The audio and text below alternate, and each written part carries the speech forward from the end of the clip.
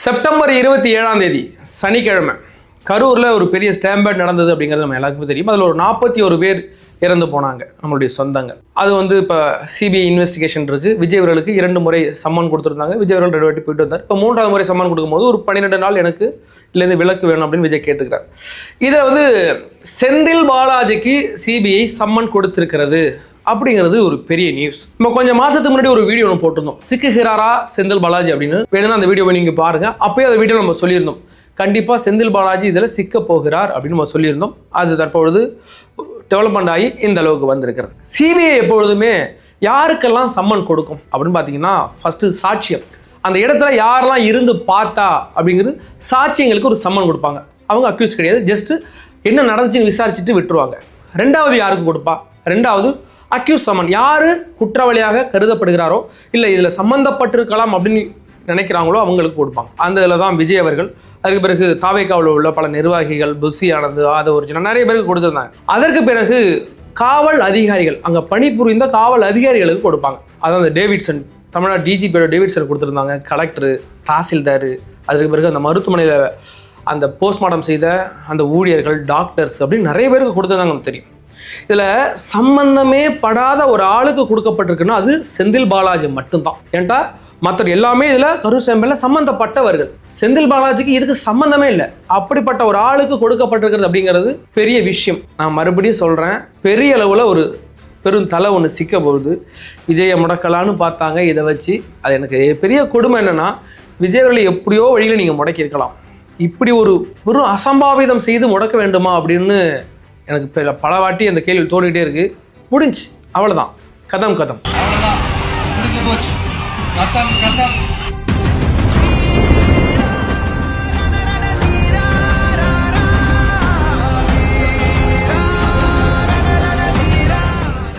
இந்த வீடியோவை பாருங்க. வீடியோ பார்த்தா பிடிச்சிருந்தா இந்த சேனலை சப்ஸ்கிரைப் பண்ணி வச்சுருங்க. எங்களுடைய எல்லா வீடியோக்களும் உங்களுக்கு உடனுக்குடன் வந்து சேரும். அதுபோக இந்த வீடியோ பிடிச்சிருந்துச்சுன்னா லைக் பண்ணி வச்சுக்கிட்டுங்க. இது தேவைப்பட்டா இல்லை ஷேர் பண்ணணும்னு தோணுச்சுன்னா ஷேர் பண்ணி வைங்க.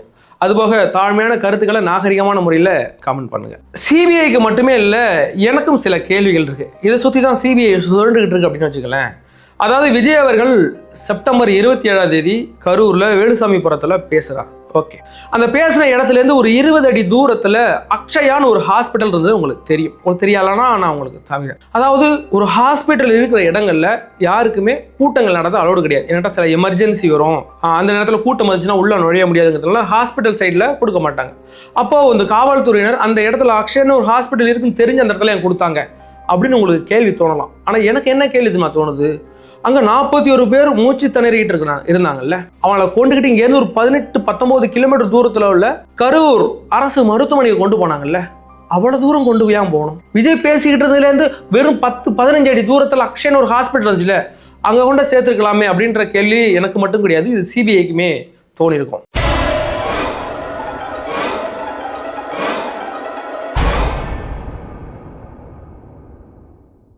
விஜய் அவர்கள் பேச ஸ்டார்ட் பண்ணோமே 2 ஆம்புலன்ஸ் வந்துச்சு, அதை நீங்கள் பார்த்துருக்கலாம். அப்போ விஜய் அவர்கள் கேட்டார், கொஞ்சம் போறீங்களா, நீங்கள் போறீங்களா அப்படின்னு கேட்டார். அதுக்கு பிறகு சரி போங்க நண்பா, கொஞ்சம் வழிவிடுங்க நண்பா அப்படின்னு சொன்னார். அந்த ஆம்புலன்ஸும் போணுச்சு. போறீங்களா சார், போயிடுங்க.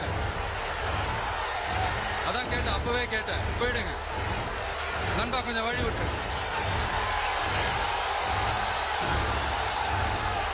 நண்பா, கொஞ்சம் வழி விட்டுருங்க.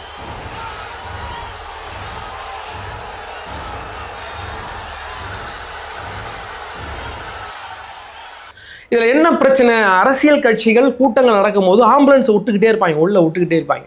அது என்ன டிஸ்டர்பன்ஸ், இதுக்கு விட்டு என்ன பண்ண போகிறாங்க? ஆம்புலன்ஸை விட்டால் மட்டும் என்ன நிறுத்த முடியுமா விஜய் பேசுகிறத? எதுக்கெல்லாம் விடுறாங்க அப்படின்ற கேள்வி எல்லாருக்குமே தோணு வைங்களேன். அதில் மிகப்பெரிய ஒரு பிளான் இருக்குது. இப்போ இதுதான் ரோடோட அந்த அளவுக்குள்ள வச்சுக்க, இவ்வளோ டென்சிட்டியில் இருக்குது, இதில் ஃபுல்லாக மக்கள் நிற்கிறாங்க ஃபுல்லாக. அப்போது ஒரு ஆம்புலன்ஸோட அந்த ஃப்ரண்ட் இருக்குல்ல, அதனால் 1.5 மீட்டர், 1.5 மீட்ரு அதோட டெப்த் வரும், அகலம் வரும், லெங்க்த் வரும். அப்போ இந்த இடத்துல ஒரு 1.5 மீட்டருக்கு ஒரு வண்டி ஒன்று வருதுன்னு வைங்களேன், அப்படியே நகரும். இந்த மக்கள்லாம் 1.5 மீட்டருக்கு வழி விட்டால் இந்தந்த சைடு பாதி பேர் கீழே விடுவாங்க, இந்தந்த சைடு பாதி பேர் கீழே விடுவாங்க. ஏன்னாட்டா அன்றைக்கி எவ்வளோ ஒரு கூட்டம் இருந்துச்சு அப்படின்னு பார்த்தோம். அப்படி பல பேர் பின்னாடி உள்ள பெரிய கால்வாயில் விழுந்தாங்க. அதுக்கு பிறகு அந்த பெரிய ஒரு டிரான்ஸ்ஃபார்மர் இருந்துச்சு, இந்த டிரான்ஸ்ஃபார்மரில் விழுந்தாங்க. அந்த டிரான்ஸ்ஃபார்மர் மேட்டுக்கு நான் பேர் வரேன். அப்படியாக 2 முறை அந்த ஃபஸ்ட்டே அந்த ஆம்புலன்ஸ் வந்துச்சு. அது போக அன்றைக்கி ஒரு 25-30 ஆம்புலன்ஸ் அங்கே ஃபுல்லாக சுற்றிட்டு இருந்ததெல்லாம் பார்த்தோம். அப்படியாக இதுவும் சிபிஐ கண்ணில் பட்டிருக்கு. அதற்கு பிறகு விஜய் அவர்கள் மேலே 2 வாட்டி செருப்பு விட்டு வீசினதை நம்ம பார்த்தோம். நீ பார்க்கலான்னு அந்த ஃபுட்டேஜ் உங்களுக்கு போடுறேன்.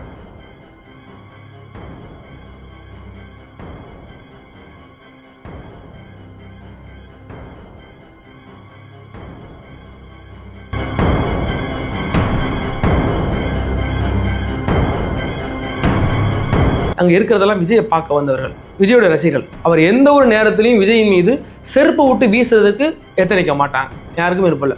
அப்புறம் இந்த 2 நபர்களும் செருப்பு விட்டு வீசின அந்த ஃபுட்டேஜ் எல்லாமே இன்னைக்கு சிபிஐ கிடச்சிருக்கு. அதற்கு பிறகு தடியடி, போலீஸ் அவங்க தடியடி நடத்துறதை பார்த்தோம். என்கிட்ட விஜய் அவருக்கு பேசி முடிச்சோம். அந்த 10 ரூபா பாலாஜி இந்த பாட்டு ஒன்று பாடினார், பாட்டிலுக்கு 10 ரூபான்னு ஒரு பாட்டு ஒன்று பாடினார். அந்த பாட்டு பாடி முடிஞ்ச உடனே போலீஸ் தடியடி நடத்துறதை நம்ம பார்த்தோம்.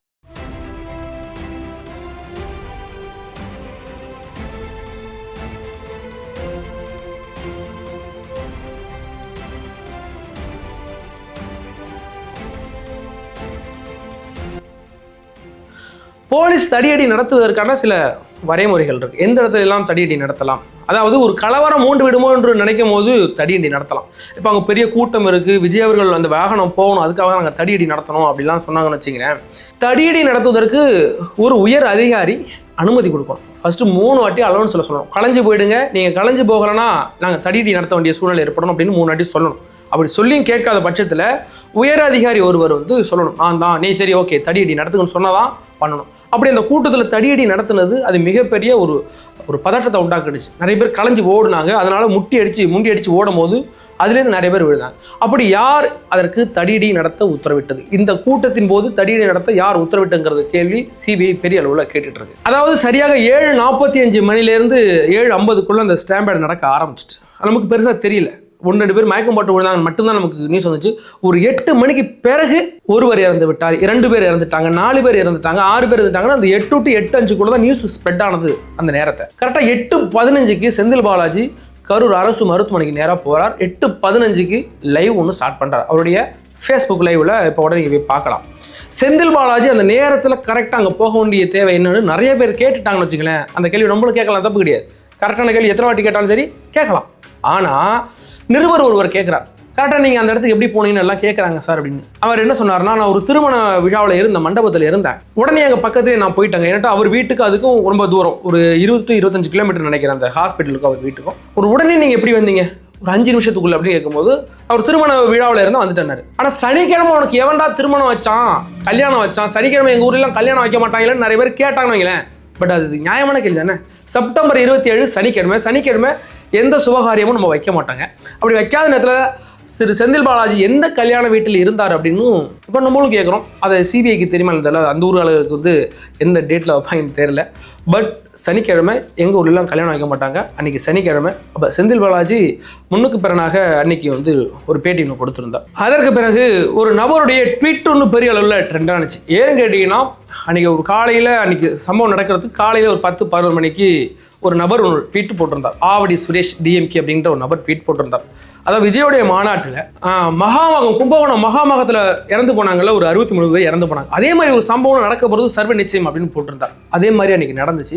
இப்போ அவருக்குமே சம்மன் கொடுக்கப்பட்டிருக்கு, அவருமே அங்கே போயிருக்கிறார், சம்மன் விசாரணையில் இருக்குது. இந்த விஷயம் ஒரு யதார்த்தமாக போட்டதா அப்படிங்கிறது நமக்கு தெரியல. ஏன்னா அதில் உள்ள அர்த்தங்கள் இருக்கலாம், சிலவருக்கு தெரியலாம்.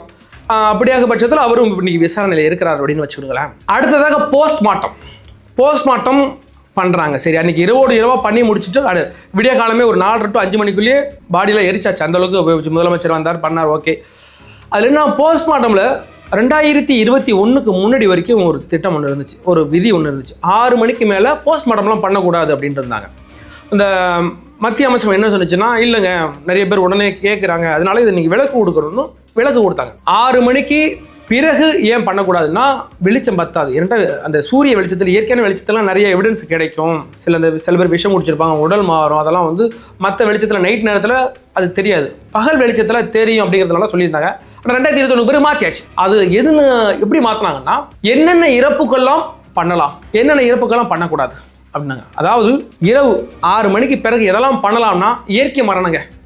ஒரு ஆக்சிடென்ட் நடந்து போயிட்டுங்க, இறந்து போயிட்டார். ஒரு இயற்கையாக ஹார்ட் அட்டாக் வந்து இறந்து போயிட்டாருன்னா அவங்களே கேட்பாங்க, என்னுடைய சீக்கிரம் பண்ணி கொடுக்கணும், 6 மணிக்கு பிறகு பண்ணலாம், நைட்டு தப்பு கிடையாது. ஆனால் வன்புணர்வு செய்யப்பட்ட குழந்தைகள் இல்லைன்னா பெண்கள் அவங்களுக்கு பண்ணக்கூடாது. கொலைகள், சந்தேக மரணங்கள், அதாவது மாசிவ் டெத் நடந்திருக்குன்னா ஒரு இடத்துல மாசிவ் டெத் நடந்துட்டுனா பண்ணக்கூடாது. ஸ்டாம்பேட் நடந்துட்டா பண்ணக்கூடாது. அந்த ஸ்டாம்பேட் பண்ணவங்களுக்குலாம் 6 மணிக்கு பிறகுலாம் பண்ணக்கூடாது அப்படின்னு சட்டமே இருக்குது இந்திய சட்டத்தின்படி. அப்படி இருக்கிற பட்சத்தில் அதை பிரேக் பண்ணிவிட்டு அன்றைக்கி பண்ண வேண்டிய கட்டாயம் என்ன அப்படிங்கிறதும் இன்றைக்கி சிபிஐ கேட்டிருக்கு. நம்மளும் கேட்குறோம், சிபிஐக்கு அவர்கள் பதில் சொல்லுவாங்க. அதனால தான் இன்றைக்கி அந்த நேரத்தில் உள்ள டாக்டர்ஸ், அதற்கு பிறகான அந்த போஸ்ட்மார்ட்டம் பண்ணாங்கல்ல அந்த ஊழியர்கள் எல்லாமே இன்றைக்கி அந்த சிபிஐ வட்டாரத்துக்குள்ளே இருக்கிறாங்க. அவங்களாம் அதுக்கெல்லாம் பதில் சொல்லியாங்க. அதற்கு பிறகு மிக முக்கியமான ஒன்று, விஜய் அவர்கள் பேசிக்கிட்டு இருந்தார். அந்த 10 ரூபா பாலாஜி அந்த பாட்டு ஒன்று பாடுனா அதுக்கு பிறகு தடியடி நடத்தப்பட்டது. தடியடி நடத்தி முடிஞ்சது பிறகு ஏதோ ஒரு சிக்னல் மூலமாக ஒட்டு மொத்தமாக அந்த சைடில் உள்ள கரண்ட் ஃபுல்லாக கட் ஆனிச்சு நம்ம பார்த்தோம். கரண்ட் கட் ஆகிட்டு, கட் பண்ணது ஏன் கட் பண்ணீங்க அப்படின்னு யார் கேட்டான்னா நிருபர்கள் கேட்டாங்க. நம்மளுடைய கேள்விகளாக செந்தில் பாலாஜியிடம் கேட்கப்பட்டது. அந்த சமயத்தில் வந்து இந்த கரு ஸ்டேமன் நடக்கும்போது கரண்ட் கட் பண்ணிட்டாங்க அப்படின்னு சொன்னாங்க. 2 நேரத்தில் டக்குன்னு கரண்ட் கட் பண்ணவும் மூச்சு காற்று கிடையாது, வெளிச்சம் கிடையாது, எல்லாம் செல்லு லைட் அடிச்சுக்கிட்டு மேலே தவிக்கிட்டு இருந்தாங்க அப்படிங்கிறதெல்லாம் நம்ம பார்த்தோம். அந்த நேரத்தில் கரண்டும் கிடையாது, காற்றும் கிடையாது, எதுவுமே கிடையாது. இருட்டில் மூச்சு முட்டிக்கிட்டு இருந்தது ஒரு குரூப், பெரிய கும்பலே பண்ணிகிட்டு இருந்தாங்க. அந்த சமயத்தில் கரண்ட் கட் பண்ண வேண்டிய அவசியம் என்ன அப்படின்னு நிருபர்கள் கேட்டாங்க. அப்போ செந்தில் பாலாஜி என்ன சொல்லியிருந்தாருன்னா, ஒரு பெரிய கும்பல் கூட்டம் வந்து அங்கே இருந்து பெரிய டிரான்ஸ்ஃபார்மர் ரூம் இருந்துச்சு, அதை உடச்சிட்டு உள்ளே போயிட்டாங்க. ஒரு பெரிய வெட்ட வழியான ஒரு ரூம் இருந்துச்சு, அதை உடச்சிட்டு போயிட்டாங்க. அதனால அவங்களுக்கு எதுவும் பாதிப்பு வந்துடும், நாங்கள் ஆஃப் பண்ணிட்டேங்க அப்படின்னு சொன்னார். அதாவது ஒரு பெரிய கூட்டம் முண்டி அடிச்சுக்கிட்டு இருக்கு, மூச்சு விட முடியாமல் எங்கெங்கெல்லாம் போகிறாங்க, கடைக்குள்ளே போகிறாங்க, வேறு ஏரியாக்குள்ளே போகிறாங்க. அப்போ தான் அந்த டிரான்ஸ்ஃபார்ம் ஏரியாக்குள்ளேயும் போனாங்க. அந்த நேரத்தில் அதை யார் பார்த்தா, அவங்கெல்லாம் அங்கே நோக்கி போனாங்கிறது எப்படி தெரியும்? செந்தில் பாலாஜி அவர்களுக்கோ அப்படி இல்லைன்னா அங்கே இருக்கிற ஏற்கனவே அந்த மின்சாரத்துறையில் வேலை செஞ்சுக்கிட்டு இருந்தவங்களுக்கோ இங்கே ஒரு குரூப்பு போயிட்டாங்க, அதனால நம்ம ஆஃப் பண்ணணும் அப்படி எப்படி தெரியும்? அதுபோக அங்கே அமைக்கப்பட்டிருக்க எல்லா எலக்ட்ரிக்கல் ஒயர் எல்லாமே ஒரு குறிப்பிட்ட தூரத்துக்கு மேலே தான் இருக்கும். அதை எட்டி பிடிச்சி மேலே ஏறி போனால் மட்டும்தான் இருக்கும். அப்படி இருக்கிற பட்சம் அதெல்லாம் கூட சரி, மேலே ஏறி போயிட்டான் அப்படின்னு வச்சுட்டா கூட அந்த நேரத்தில் ஒரு செகண்டுக்குள்ள 30 செகண்டுக்குள்ளே அவங்க எல்லாம் அங்கே போயிட்டாங்க தெரிஞ்சு கரண்ட் ஆஃப் பண்ணுற அளவுக்கு அந்த அளவுக்கு அரசு அந்த நேரத்தில் செயல்பட்டுக்கிட்டு இருந்ததா அப்படிங்கிற கேள்வி மக்கள் மத்தியில் இருக்குது. அப்படியாக பல கேள்வி இன்னைக்கு செந்தில் பாலாஜி அவர்களை சுற்றி வளைச்சிருக்கு. இதுக்கெல்லாம் அவர் எப்படி பதில் சொல்ல போகிறார் அப்படிங்கிறதுக்கு முன்னாடி இன்னைக்கு செந்தில் பாலாஜி அவர்களுக்கு மார்ச் 17ஆம் தேதி சிபிஐ சம்மன் அனுப்பியிருக்கு. அவர் போயிட்டு ஆஜராகணும், அது தெரியும். அவரே அவர் ட்விட்டரில் போட்டுட்டார். நீங்கள் முன்னுக்கு பிறனான பல செய்திகள் வந்து கொண்டு இருக்கின்றன. நான் கொடுத்தது உண்மைதாங்க. நேற்று கூட சொல்லும் போது சொன்னார், ஆமாம் கொடுத்துருக்காங்க, நாங்கள் போய் பதில் சொல்ல போகிறோம். நான் மட்டுமா போனாங்க, பல அரசியல் தலைவர்கள் வந்தாங்க, நான் நட்டிப்பு அரக்கன் வந்திருந்தாப்புல, அவளையும் ஒன்று அழைச்சிட்டு போங்கிற மாதிரி சொல்லியிருக்காப்புல. சரி, இந்த சிபிஐ வழக்கு அப்படிங்கிறது யார் உத்தரவிட்டான்னா உச்சநீதிமன்றம் உத்தரவிட்டது. உச்சநீதிமன்றம் அவங்கள நேரடி மேற்பார்வையின் மூலமாக அப்படின்னு கேட்டால் நேரடி மேற்பார்வை கிடையாது. பட் ஓய்வு பெற்ற நீதிபதி அஜித் ரஸ்தோகி அவருடைய தலைமையில் தான் இப்போது கண்காணிச்சிட்டு. இதில் வந்து அரசியல் அழுத்தங்கள் வருமா அப்படின்னு கேட்டால் மேக்ஸிமம் வர வாய்ப்பே கிடையாது என்ற இதை வச்சு விஜய் அவர்களை முடக்க பார்க்குறதா பாஜகன்னு கேட்டால் இது வந்து ஒரு பெரிய டெத்து. இதில் வந்து பாஜக விஜயை முடக்குவதற்கான எந்த ஒரு சாத்தியக்கூறுமே கிடையாது. என்னை பொறுத்த வரைக்கும் இந்தியாவில் நம்பக்கூடிய மிகப்பெரிய ஒரு இன்வெஸ்டிகேஷன் குரூப்னா நான் சிபிஐ சொல்லுவேன். பல நேரங்களில் நமக்கு அதிர்ச்சி அளிக்கக்கூடிய விஷயமா, அது இல்லாமல் நம்மளே வியந்து பார்க்குற அளவுக்கு பல தீர்ப்புகள் வழங்கி இருக்கிறது சிபிஐ. பாஜகவை எதிர்த்து பல வழக்குகளில் தீர்ப்பு கொடுத்துருக்கு, இன்வெஸ்டிகேஷனை ஃபில்ஃபில் பண்ணியிருக்கு நம்ம சிபிஐ. இந்த நேரத்தில் ரொம்ப சரியாக இருப்பாங்க அப்படிங்கிறது என்னுடைய பார்வை. இதில் ஏற்கனவே இந்த சிபிஐ அண்டரில் வந்து விசாரணையில் விஜய் அவர்கள், பொஸ்ஸி ஆனந்த், ஆதவ் அர்ஜுனா, அதுக்கு பிறகு அந்த நிர்வாகி மதியழகன், தாவேக்கள் இன்னும் சில குறிப்பிட்ட பேர், அதுபோக அரசு சம்பந்தமான அந்த அரசு அதிகாரிகள், போலீஸ், அதுக்கு பிறகு கலெக்டரு, டாக்டரு, அது இன்னும் பெரிய குரூப்பில் இப்போ அவங்க இன்வெஸ்டிகேஷனில் இருக்குது. இந்த இன்வெஸ்டிகேஷனில் மிக முக்கியமாக பார்க்கக்கூடியது என்னென்னா செந்தில் பாலாஜி இப்போ உள்ளே போயிருக்கிறார்ல, அதில் எப்படி செந்தில் பாலாஜி சிக்கினார் அப்படிங்கிறத நான் ஒரு மேட்டர் ஒன்று சொல்கிறேன். கொஞ்ச நாளைக்கு முன்னாடி இந்த கே சுவாமியோட இன்டர்வியூ ஒன்று பார்த்தா அதுலேருந்து அவர் என்ன பிரேக் பண்ணியிருக்காரு அப்படின்னா, ஒரு காவல்துறை அதிகாரி அவருடைய மொபைல் என்டாப் இன்னைக்கு சிபிஐட்ட கிடைச்சது மேக்ஸிமம் என்ன மாதிரியான எவிடன்ஸ் அப்படின்னா, அதாவது மொபைல் ரெக்கார்ட்ஸ், யார் அந்த நேரத்தில் என்னென்னு பேசுகிறாங்க. 27ஆம் தேதி அந்த அன்னைக்கு முழுக்க பெரிய அரசியல் தலைவர்கள் யார் என்னென்ன பேசினா அப்படிங்கிறத எடுத்திருக்காங்க. அதில் செல்ஃபோன் ரெக்கார்ட்ஸு, ஜிபே, அதுக்கு பிறகு அந்த ஒரே நேரத்தில் அந்த இன்டர்நெட்டில் யாரெல்லாம் எங்கெங்கே இருந்தா அப்படிங்கிறது, அதுபோக அந்த ஆம்புலன்ஸ்லாம் யார் ரெடி பண்ணா அப்படிங்கிற பல மேட்டர் கலெக்ட் பண்ணியிருக்காங்க. அதில் முக்கியமாக பார்க்க வேண்டியது என்னென்னா, ஒரு காவல்துறை அதிகாரி 40க்கும் மேற்பட்ட ஆம்புலன்ஸ் டிரைவருக்கு இவர் பணம் ட்ரான்ஸ்ஃபர் பண்ணியிருக்காரு. என்னைக்கு அதே செப்டம்பர் 27 அந்த அதிகாரி எங்கன்னா கரூரில் அன்றைக்கி பாதுகாப்பில் இருந்த ஒரு அதிகாரி தான் எல்லாருக்கும் ட்ரான்ஸ்ஃபர் பண்ணியிருக்காங்க. அப்படி படிக்கும் பட்சத்தில் அப்போ அந்த அதிகாரியிடம் நீங்கள் எதுக்கு அந்த ஆம்புலன்ஸ் டிரைவருக்கெல்லாம் நீங்கள் பணம் அனுப்புனீங்க அப்படின்ற கேள்வி கேட்டிருக்காங்க. அதே மாதிரி பல எவிடன்ஸ் ஃபுல்லாக ஃபார்ம் பண்ணிட்டு தான் இப்போ செந்தில் பாலாஜிக்கு இன்றைக்கி சம்மன் வழங்கியிருக்கு. நான் தான் சொல்லியிருக்கேன்ல, போலீஸ் இன்வெஸ்டிகேஷன் வேறு, சிபிஐ இன்வெஸ்டிகேஷன் வேறு. ஏன்ட்டா போலீஸு ஒரு ஆளை பிடிச்சாந்து தான் அவங்கள்ட்ட எவிடன்ஸை வாங்குவாங்க என்னென்ன நடந்துச்சுன்னு. ஆனால் சிபிஐ அவங்களுடைய எவிடன்ஸ் எல்லாம் கலெக்ட் பண்ணிவிட்டு அதுக்கு பிறகு அந்த லாக் பண்ணாங்க. அப்படி இருக்கிற பட்சத்தில் செந்தில் பாலாஜி அவர்கள் வர ஏப்ரல் இல்லைனா எலெக்ஷனுக்கு முன்னாடி கண்டிப்பாக ஜெயிலுக்கு போகிறது உறுதி. இன்றைக்கி நீங்கள் குறித்து வச்சுடுங்க. வர ஒரு மேபி மார்ச் எண்டில் ஒரு ஃபஸ்ட்டு சார்ஜ் ஷீட்டை ஃபைல் பண்ணாங்க. அந்த சார்ஜ் ஷீட்டில் யார் யார் பேர் இருக்குது, விஜய் பேர் இருக்கா இல்லையான்னு நிறைய பேர் கேள்வி கேட்டுட்டு இருக்காங்க. யார் யார் பேர், சில தாவேக்காவோட நிர்வாகிகள் அவங்க பேர் இருக்க வாய்ப்பு இருக்குது சார்ஜ் ஷீட்டில். ஏன்னு கேட்டிங்கன்னா அவர்கள் குற்றம் இழத்தவர்களா அப்படின்னு கேட்டிங்கன்னா அதுக்கு காரணமானவர்கள். வெள்ளந்தியா விவரம் தெரியாமல் எண்ணத்தை கூட்டணும் எப்படி கூட்டணும்னு தெரியாமல் அவரோட தன்னுடைய கவனக்குறைவால் அந்த சம்பவத்துக்கு காரணமானவர்கள். அவர்கள் குற்றவாளிகளான்னு கேட்டால் அந்த இடத்துல நம்ம குற்றவாளியை பார்க்க முடியாது. அதாவது விவரம் புரியாமல் போய் மாட்டிக்கிட்டாங்க, என்ன நடக்குது ஏது நடக்குதுன்னு தெரியாமல் போய் மாட்டிக்கிட்டாங்க. இவ்வளோ பெரிய கூட்டம் நடக்குன்னா அதில் சேஃப்டி கண்ட்ரோல் இருந்திருக்கணும், க்ரௌடு மேனேஜ்மெண்ட் பண்ணியிருக்கணும். அப்படி பண்ணாமல் அவர்களாம் தப்பு செய்தவர். ஒரு வேளை செந்தில் பாலாஜி மாட்டினார்னு வச்சுக்கிங்களேன், இது ப்ரீ பிளான்டாக பண்ணது அப்படிங்கிறது தெரியும். அப்படி இருக்கிற பட்சத்தில் செந்தில் பாலாஜி கண்டிப்பாக ஜெயிலுக்கு போவார்.